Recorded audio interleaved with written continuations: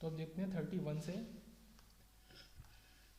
Who is known as the architect of green revolution in India, doctor Swaminathan. तो ये important MCQ repeat भी हो सकता है, 2013 में आया था। तो ग्रीन रेवोल्यूशन के आर्किटेक्ट किसको माना जाता है? डॉक्टर स्वामीनाथन को। फिर आते हैं 34 पे, the largest cooperative milk society Anand dairy जो है, तो वो कहाँ की है? तो गुजरात की है, जैसे अमूल भी, तो गुजरात। और अमूल डेयरी एशिया की सबसे बड़ी डेयरी है, ठीक है, जो गुजरात के आनंद जिले में स्थित है। तो पहले इसका नाम आनंद डेयरी था, फिर उसको अमूल कर दिया और आनंद जिले का नाम है। आनंद में डेयरी बनाने का सपना सरदार वल्लभ भाई पटेल का था, उनकी सलाह से 14 फरवरी 1946 के दिन, ठीक है। तो इन्होंने के नेतृत्व में खेड़ा जिला खेड़ू दूध उत्पादन संघ की स्थापना की, जो वर्तमान में अमूल डेयरी के नाम से प्रसिद्ध है। ये चीज़ हो गई। आनंद सिटी का नाम है। अब इसमें आता है कि नाइट्रोजन फिक्सेशन के लिए रिस्पॉन्सिबल कौन है? तो मतलब कौन सा बैक्टीरिया जो होता है, जो लेग्यूम्स में होता है, जो नाइट्रोजन फिक्सेशन के लिए रिस्पॉन्सिबल होता है, तो राइजोबिया जो होता है वो हमारा होता है। तो ये आर वाला है जो राइजोबिया, तो नाइट्रोजन फिक्सेशन करता है, ठीक है। लेग्यूम्स में बैक्टीरिया मौजूद होता है। Which is of the following is not a kharif crop? तो कौन सी खारिफ क्रॉप नहीं है, खारिफ फसल नहीं है? तो लेंटिल जो है, मसूर की दाल जो है, वो एक राबी क्रॉप है। और ये तीनों की तीनों cotton, soybean, peas and pea, ये खारिफ क्रॉप है। तो लेंटिल राबी क्रॉप है। The rotation intensity of maize mustard moong कितनी परसेंट है? 300% है रोटेशन इंटेंसिटी, ठीक है। ये 2019 का क्वेश्चन था। 2019 का एक और क्वेश्चन था कि सोयाबीन सीड कंटेन्स, तो 40% प्रोटीन और 20% ऑयल होता है सोयाबीन की सीड में। एक इंपॉर्टेंट है, सोयाबीन के बीच में 40% protein, 20% oil. Rainbow revolution in India is related with, किससे रिलेटेड है? तो रेनबो रिवॉल्यूशन भी एग्रीकल्चर से ही रिलेटेड है, एग्रीकल्चरल डेवलपमेंट से रिलेटेड है, जैसे ग्रीन रिवॉल्यूशन है, वाइट रिवॉल्यूशन है। फिर आते हैं कि the contribution of agriculture to India's economy is, तो कितना है, क्या है, मतलब इंक्रीज इन डिक्रीज। जो 2007 में था, तो एग्रीकल्चर पहले तो बहुत ही ज़्यादा होता था, मतलब पहले सिटीज़ इतनी नहीं थी और डेवलपमेंट इंडस्ट्री नहीं थी। तो अब इंडस्ट्री बढ़ेंगी तो एग्रीकल्चर का कॉन्ट्रीब्यूशन धीरे धीरे घट रहा है इंडियन इकॉनमी में, क्योंकि डेवलप्ड नेशन की तरफ बढ़ रहा है, डेवलपिंग से। Which one of the following central public sector enterprises is not included in top 10 profit making enterprises 2008? अब ये तो उसी हिसाब का क्वेश्चन है जो उस समय था, तो इसका अभी कोई मतलब नहीं है। तो उस समय कौन सा नहीं जोड़ा गया था 2008 में टॉप 10 प्रॉफिट मेकिंग में? नेशनल टेक्सटाइल कॉर्पोरेशन लिमिटेड नहीं था, बाकी बीएसएनएल था, भारत हैवी इलेक्ट्रिकल लिमिटेड था, गेल था। अब 2018-19 की बात कर लेते हैं। वित्तीय वर्ष 2018-19 में इंडियन ऑयल, ओके, जो मेन है, ओएनजीसी कोल इंडिया लिमिटेड सार्वजनिक सेक्टर की सर्वाधिक लाभ प्राप्त करने वाली कंपनियां रहीं, जबकि बीएसएनएल, एमटीएनएल, एयर इंडिया सर्वाधिक नुकसान उठाने वाली सार्वजनिक क्षेत्र की कंपनियां रहीं। फिर आता है the primary objective of green house cultivation of vegetable is, तो green house cultivation of vegetable का क्या मेन ऑब्जेक्टिव है? To get off season yield, मतलब ग्रीन हाउस आपने क्यों बनाया? ग्रीन हाउस क्या है? वो कांच से मिला के वैसे एक हाउस बना दिया, ऊपर ही सब कांच लगी है, उसमें गर्मी अंदर रहती है। तो वो आपको क्या है कि अननेचुरल बनानी है। अब अननेचुरल का मतलब है कि अगर वो फसल सीजन में तो उगी रही थी, आपको ऑफ सीजन उगानी है, तो इसलिए इसका ऑप्शन यही वाला है कि ऑफ सीजन यील्ड के लिए ही ग्रीन हाउस को यूज़ करते हैं। सीजन में तो उस तरीके की फसल उग ही रही थी। अब कोई फसल जो गर्मी में उगती है, अब ठंड में आपको उगाना तो गर्मी तो करनी दोगे, तो इसीलिए आपने ग्रीन हाउस का यूज़ किया है। फिर आते हैं 42 पे ही कि नॉट, ठीक है, नॉट सेकेंडरी सेक्टर में इंक्लूड नहीं होता इनमें से क्या? तो माइनिंग जो होती है तो वो सेकेंडरी सेक्टर में इंक्लूड नहीं होती, मैन्युफैक्चर कंस्ट्रक्शन इंक्लूड होता है, तो माइनिंग सेकेंडरी सेक्टर में इंक्लूड नहीं होती। तो पढ़ लेते हैं कि द्वितीय क्षेत्र में के अंतर्गत, ठीक है, क्या क्या आता है? निर्माण आता है, विनिर्माण आता है, विद्युत गैस जल आपूर्ति, ये आता है, ठीक है, विद्युत गैस जल आपूर्ति।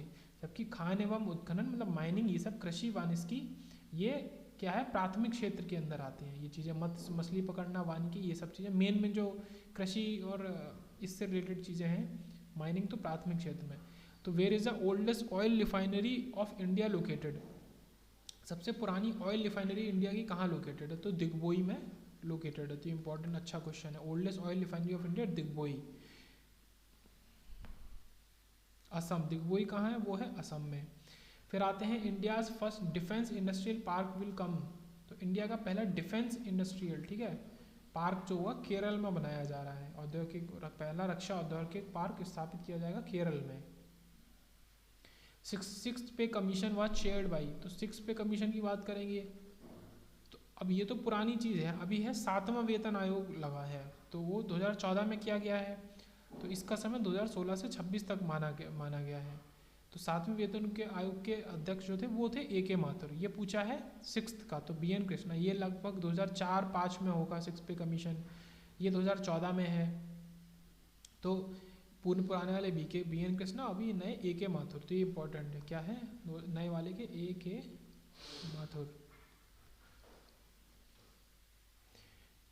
फिर क्वेश्चन आता है ये, in Indian service sector mean, service sector का क्या मतलब होता है इंडियन इकोनॉमी में, तो ट्रांसपोर्टेशन, कम्युनिकेशन आता है और होटल्स आते हैं, ये सर्विस जो देते हैं service sector. Mining service related नहीं है, फॉरेस्ट्री सर्विस रिलेटेड नहीं है, तो ओनली 2 and 3। फिर आते हैं which of the following is not located in the golden quadrilateral of national highway, तो कुछ ऐसा सीन है कि ये इंडिया के नक्शे में जो भी है, तो कुछ ऐसा मेन सिटीज़ को गोल्डन क्वाड्रिलेटरल जोड़ के मतलब हाईवे रूट बनाया गया, उसको गोल्डन क्वाड्रिलेटरल बोलते हैं। तो 4 सिटीज़ जो मेजर सिटीज़ हैं, तो उनमें से कौन सा नहीं आता, तो उसमें से एक आगरा भी आती है, सूरत आती है, उस रूट पे भी भुवनेश्वर है, मेन क्या है चेन्नई हो गया, मुंबई हो गया, दिल्ली हो गया और कोलकाता होगा मेरे हिसाब से 4 सिटी, हाँ दिल्ली, चेन्नई और कोलकाता और मुंबई, तो इनको जोड़ के बनाया गया है 4 को।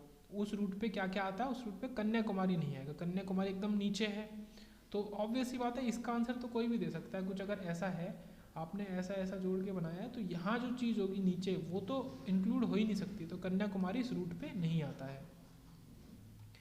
फिर बात करते हैं national renewal fund had been constituted for the purpose of, national renewal fund जो बनाया गया, राष्ट्रीय नवीनीकरण फंड की बात करें तो फॉर द सोशल सिक्योरिटी के लिए उसको बनाया गया था, for purpose of social security.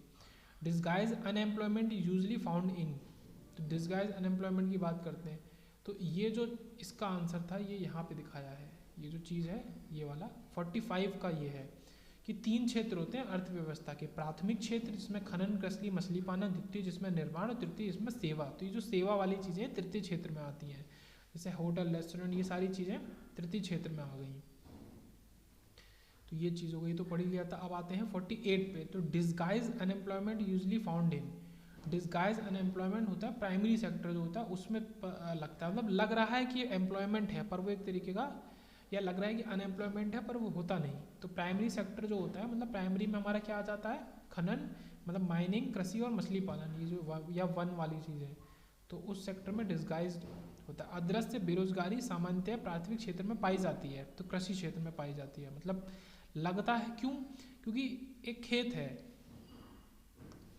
है ये, मान लो कुछ भी एरिया है, कुछ भी है, तो अब उस पर काम कर सकते थे 2 लोग, वो एबल थे पूरा उसको करने के लिए, पूरे साल में सारी फसल उगाने के लिए। अब उस घर में है 4 लोग, अब वो 4 लोगों का खेत है, तो अब वो चारों लोग ऐसा माना जाएगा कि एम्प्लॉयड है, पर सही में तो वो 2 ही लोग का काम था, 2 लोग कुछ और काम कर सकते थे, तो इस वजह से बोल रहे हैं कि ये डिस्गाइज एम्प्लॉयमेंट हमारा इसमें रहता है। फिर बात करते हैं, ये हो गया डिस्गाइज एम्प्लॉयमेंट, ये हो गया। फिर आते हैं कि which one of the following statement is not true, इसमें से कौन सा सही नहीं है, अबाउट आम आदमी बीमा योजना, तो आम आदमी बीमा योजना बनाई गई उसके बारे में क्या सही नहीं है, तो क्या सही है वो देखते हैं कि free insurance facility will be provided to landless cultivator, तो लैंडलेस कल्टीवेटर जिनके पास लैंड नहीं है उनको फ्री इंश्योरेंस पॉलिसी दी जाए। तो annual premium has been fix ₹300, तो एनुअल प्रीमियम जो बोला है 300, तो ये गलत है, वो 300 नहीं था, अभी देखते हैं कितना है। और it was inaugurated in October 2007 में बनाई गई थी in Shimla by the union finance minister, Shimla में यूनियन फाइनेंस मिनिस्टर के द्वारा 2007 में। The central government will bear 50% of the financial burden, तो ये जो फाइनेंशियल इसकी ये जो प्रीमियम है इसका 50% सेंट्रल गवर्नमेंट उठाएगी। तो इसमें क्या था कि प्रीमियम ₹30,000 की सुरक्षा के लिए ₹200 प्रति वर्ष दिया जाएगा, मतलब ₹30,000 का प्रीमियम है। जिन लोगों के पास कोई भी लैंड नहीं है उनके लिए, कोई भी खेत नहीं है, मतलब बिल्कुल ही जो बिल्कुल मतलब बिल्कुल ही गरीब वाला जो हिसाब हो गया। 18 से 59 वर्ष की आयु वालों के लिए हो गया ₹200 प्रति वर्ष के रूप में लगाया जाएगा, जिसमें से सामाजिक सुरक्षा निधि 50% राज्य सरकार देगी और संघ क्षेत्र द्वारा वहन किया जाएगा। 50% कौन दे रहा है, सेंट्रल दे रहा है। तो ₹200 मतलब महीने के भर के 30,000 का बीमा है। दुर्घटना, मृत्यु, विकलांगता सब में मतलब बीमा मिलेगा, तो ₹30,000 का है केवल और केवल, लेकिन उस समय के हिसाब से 2007 में किया गया था उसको। तो आम आदमी बीमा योजना 2 अक्टूबर 7 से प्रारंभ हुई थी। तो ये हो गया। फिर आते हैं, पहले ये देख लेते हैं 51 following are said to be some of the salient features of national agricultural insurance scheme. तो जो अभी इंश्योरेंस स्कीम देखा था उसके क्या मेन फीचर थे, तो ये है कि the scheme is meant for all Loni and non Loni farmer, तो सभी के लिए है, ठीक है। तो ये एक फीचर है। This compulsory for all, compulsory है तो ऐसा नहीं है, ठीक, किसी चीज़ को कंपल्सन नहीं डाला गया है। amongst commercial horticulture crops only 7 such as sugarcane, potato, chilies, ginger, onion etc are covered। तो बहुत क्रॉप तो बहुत सारी होती हैं, पर उसमें से केवल जो मेन क्रॉप्स है, शुगर केन हो गया, पोटैटो हो गया, चिलीज, जिंजर, अनियन और एक और, इन्हीं को उसमें जोड़ा गया है। और केवल 7, ये जो नंबर है ओनली 7, ये इंपॉर्टेंट है। और small and marginal farmers are provided subsidy of 50% premium. तो स्मॉल और मार्जिनल फार्मर्स को 50% की सब्सिडी, जो कि कौन दे रहा है, राज्य सरकार यहाँ से दे रही है, ये लिखा है। सेंट्रल गवर्नमेंट उठा रही 50%, तो सब्सिडी दी जा रही है। इसमें से सही क्या है, तो 1, 3 और 4 चाहिए, तो ये कंपलसरी वाला स्टेटमेंट सही नहीं था। अब आते हैं 50 पे। Which one of the following crops is not included in the national food security mission. तो नेशनल फूड सिक्योरिटी मिशन में राइस को जोड़ा गया है, व्हीट और पल्सेस, तीनों मेन चीज़ें हैं। ऑयल सीड्स को या तिल को ऑयल सीड्स को नहीं जोड़ा गया है, तो मेन क्रॉप नहीं है ये नेशनल फूड सिक्योरिटी मिशन की। फिर आते हैं which of the following projects has been launch for prevention of AIDS in the north eastern state. Prevention of AIDS के लिए नॉर्थ ईस्टर्न स्टेट में कौन सा प्रोजेक्ट हमने, मतलब सरकार ने उस समय बनाया था, तो वो है project sunrise. North eastern state, वहीं से सनराइज होता है तो उसी के नाम पे रख दिया प्रोजेक्ट सनराइज। 4 फरवरी 2016 को प्रोजेक्ट सनराइज लॉन्च किया है। फिर आते हैं community development programme was introduce in the year. Community development programme की अगर बात करें, was introduce in the year, तो ये आता है 1915 AD में। तो 2 अक्टूबर 1952। तो ज़्यादा चीज़ जैसे 2 अक्टूबर, 10 दिसंबर, मतलब इस तरह की डेट पे। तो भारत और अमेरिका के मध्य 1952 में भारत में ग्रामीण विकास के चातुर्दिश तथा व्यापक विकास हेतु समझौता हुआ, जिसके लिए फोर्ड फाउंडेशन ने आर्थिक सहायता प्रदान की। 1952 कम्युनिटी डेवलपमेंट प्रोग्राम। तो चलो ये हो गया। उसके बाद आते हैं 54 पे कि ह्यूमन डेवलपमेंट इंडेक्स में सम्मिलित नहीं किया जाता है। बस जितना ही मार्क है इसको पढ़ते हैं कि ह्यूमन डेवलपमेंट इंडेक्स SDI में क्या सम्मिलित नहीं होता है, तो वो देखते हैं। तो फीमेल लिटरेसी ज़रूरी है उसमें जोड़ना कि फीमेल कितनी लिटरेट है, हेल्दी लाइफ होनी चाहिए लोगों की, लाइफ एक्सपेक्टेंसी कितनी है, ग्रोथ ऑफ पॉपुलेशन को कोई मतलब पॉजिटिव फैक्टर तो नहीं माना जाता, तो इसको उसमें नहीं जोड़ा जाता है मानव विकास सूचकांक में। और मानव विकास रिपोर्ट 2020 में भारत की रैंकिंग 189 देशों में से 131 नंबर पे है। तो पता नहीं ये प्राउड करने की बात है कि नहीं। तो 189 में से 131 नंबर पे इंडिया 2020 के हिसाब से। फिर आता है, अभी क्वेश्चन पुराना था, इसकी यूज़ नहीं है, लेकिन फिर भी विश्व, ये देख लेते हैं, ये तो गलत हो गया, ठीक है, पुराना है, 2013 में आया था, 2015 का पूछा था। विश्व खुशी सूचकांक, मतलब नेशनल वर्ल्ड हैप्पीनेस इंडेक्स की बात करें तो 2019 रिपोर्ट के अनुसार विश्व में 149 देशों में भारत 139वें स्थान पर है। अभी ये तो शायद और ज़्यादा प्राउड करने की बात है।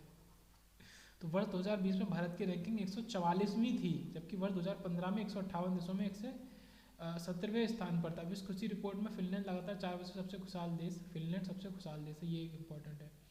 तो कितना ज़्यादा डिफरेंस है, 2015 में 117 नंबर पे था, तब भी 158 में से, मतलब कह सकते हैं कि लगभग 2/3 पे था मोटा मोटा। और अब तो 149 में से 139वें नंबर पे ही बचा है, मतलब बस गिनती के 9-10 देश और आगे हैं। तो ठीक है। फिर आते हैं कि which is not imported in India. India में क्या इम्पोर्ट नहीं किया जाता है तो आयरन की ओर है, उसको इंडिया में इम्पोर्ट नहीं किया जाता है, किसका आयात नहीं किया जाता है। कॉटन, पेट्रोलियम, मशीनरी सब बाहर से मंगाया जाता है, आयरन और इंडिया में पर्याप्त है। तो कहाँ का, उड़ीसा, छत्तीसगढ़, कर्नाटक, 3 स्टेट में काफ़ी ज़्यादा आयरन हमारा निकल आता है।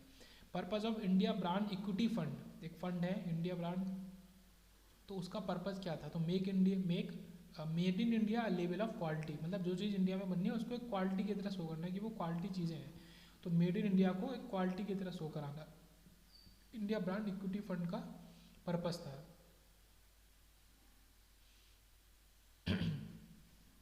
Recently there has been a significant increase in foreign exchange reserves of India. तो हाल ही में काफ़ी ज़्यादा इंक्रीज हुआ है फॉरेन एक्सचेंज रिजर्व इंडिया के में। और invisible exports have been much higher than the invisible imports in terms of dollar. तो डॉलर के टर्म में इम्पोर्ट ज़्यादा हुआ है एक्सपोर्ट्स के कंपैरिजन में, तो इसकी वजह से इंक्रीज हुआ है सडनली। तो ये इसका रीज़न है, ये सही भी है। 2004 का क्वेश्चन है, काफ़ी पुराना है ये तो।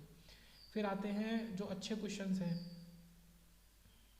तो इंटरनेशनल कोर्ट ऑफ जस्टिस, तो कौन सी चीज़ कहाँ है ये पूछी जा रही है। तो इंटरनेशनल कोर्ट ऑफ जस्टिस की बात है तो हैग में है, WHO जेनेवा में है, वर्ल्ड बैंक वाशिंगटन DC में है, ठीक है, US में, और यूनेस्को जो है वो हमारा न्यूयॉर्क में है, यूनेस्को का सेंटर। तो ये इन चीज़ों का सेंटर कहाँ है तो वो पूछा गया, ये न्यूयॉर्क में है। WHO जेनेवा में है। तो यूनेस्को अब इससे जोड़ा नहीं गया, इसीलिए इसको खाली छोड़ दिया था, क्योंकि ये थोड़ा सा यहाँ पे गलत था।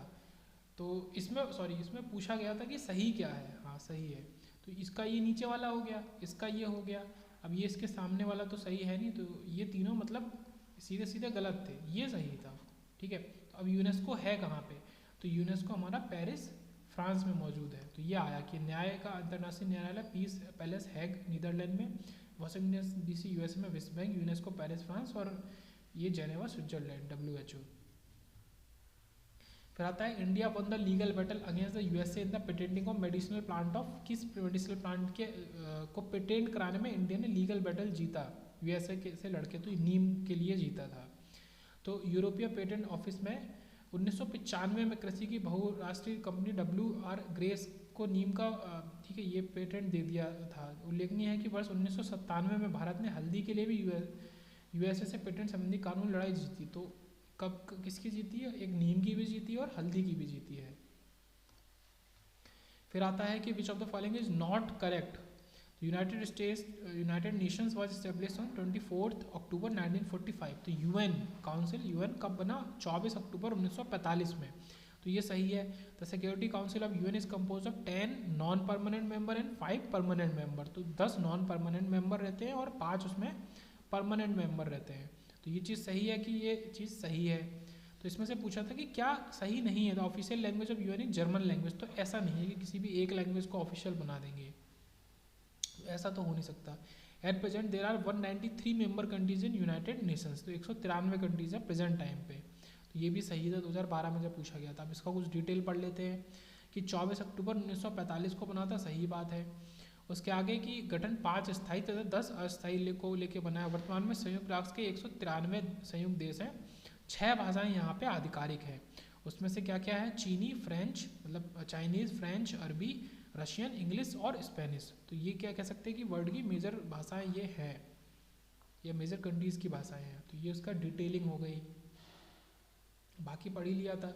How many countries constitute the European union. तो यूरोपियन यूनियन में कितनी कंट्रीज आती हैं, तो इसमें से आंसर नहीं दिया है, उससे हो सकता है 30 आती हो, अभी 27 आती हैं प्रेजेंट में। तो 31 जनवरी 2020 को यूनाइटेड किंगडम के यूरोपीय यूनियन की सदस्यता छोड़ने के बाद, तो यूनाइटेड किंगडम ने, UK ने छोड़ दी इसकी सदस्यता कब, वो 31 जनवरी 2020 को।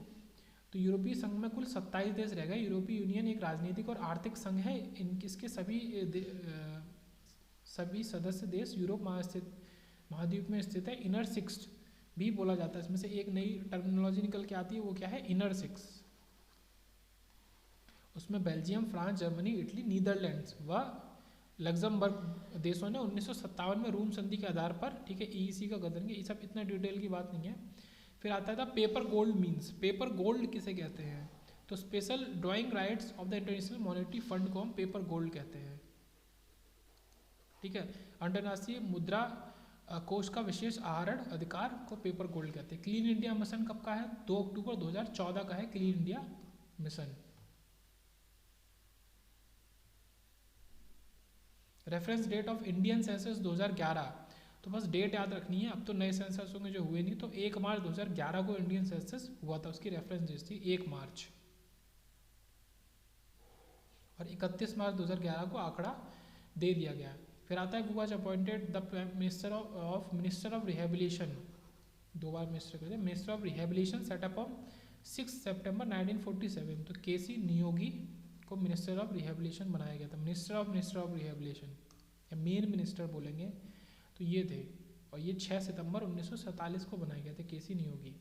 फिर आता है make in India campaign started on. Make in India अभी तभी शुरू हुआ था 25 सितंबर 2014 में ही, 25 सितंबर 2014 को मेक इन इंडिया कैंपेन बनाया गया।